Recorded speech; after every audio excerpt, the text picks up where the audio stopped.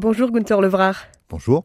Vous êtes intervenant en éloquence et en oralité au lycée Sainte-Catherine, au Mans, notamment auprès des élèves en bac pro.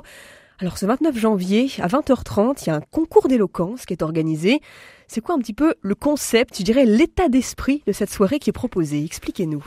Le concept est simple, on prend des élèves qui suivent un cursus autour de toute une année scolaire, puis on les met sur scène. Alors là, pour l'instant, ça fait 5-6 mois qu'ils pratiquent, pour voir un petit peu ce qu'ils ont compris de l'écriture à destination de l'oralité. Là, vraiment, c'est un challenge pour vraiment s'adapter à son rythme respiratoire, à l'auditoire, et à cela s'ajoute aussi l'obligation, éloquence oblige, de convaincre, de séduire, donc de développer un argumentaire. Donc ce sont des plaidoyers, si je comprends bien, qu'on Exactement. pourra entendre par une petite dizaine de jeunes. Des plaidoyers. Alors, pas que des jeunes. Pas que des jeunes. Pas que des jeunes, on aura des gens jusqu'à 65 ans. L'important, c'est d'être jeune dans sa tête. Tout à Alors fait. quels sont par exemple les thèmes, les sujets sur lesquels ces personnes vont pouvoir intervenir? Alors, les sujets ont été choisis par les éloquents eux-mêmes.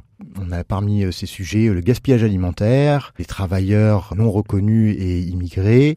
Nous avons aussi le tabagisme. C'est très varié.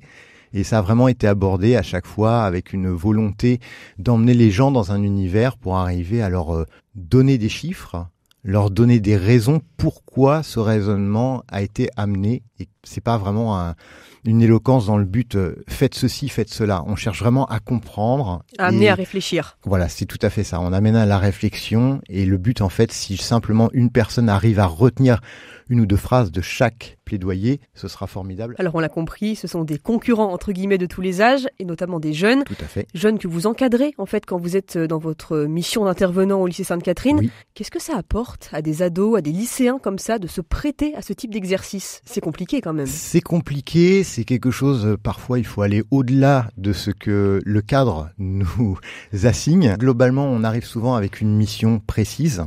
Et les jeunes sont parfois en décalage ou en demande d'autre chose. Donc il faut arriver à, on va dire, cerner ce que demande l'administration, cerner ce qu'attendent les jeunes pour les inciter à s'investir. C'est vraiment ça aussi le challenge, c'est-à-dire d'arriver à faire une connexion entre deux mondes qui parlent pas forcément le même langage. Alors qu'est-ce que ça leur apporte au fil du temps, au fil de la formation? Une aisance à parler devant les autres. Déjà, ça c'est la première chose. Savoir qui ils sont eux-mêmes, et puis à parler à voix haute vraiment, puisque dans le monde actuel, on parle et on chuchote plus vraiment qu'on ne s'exprime. Et là, on apprend vraiment aux gens et aux jeunes à parler avec les tripes. Donc c'est vraiment le but, c'est de faire sortir la personne qui en nous, qui a envie de dire les choses, mais qui n'ose pas parce que la société et l'école nous apprend des fois à nous taire et à ne penser que dans un moule. Alors il y a justement un jeune notamment qui est un petit peu mis en valeur lors de cette soirée. C'est un jeune qui est à l'initiative de tout le projet Trouver sa voie de Sainte-Catherine. Il est venu à l'atelier justement de Comédie Le Mans pour voir et avoir un temps d'échange avec les élèves adultes, cette fois-ci des ateliers de Comédie Le Mans. Et puis on a décidé ça un petit peu après l'atelier, que ce serait bien qu'ils viennent animer justement la soirée éloquence pour faire partie du projet et puis faire ce fameux pont qu'il y a entre les deux univers où j'interviens le plus cette année, c'est-à-dire le lycée Sainte-Catherine et Comédie Le Mans, même si j'interviens aussi au niveau des entreprises et des particuliers.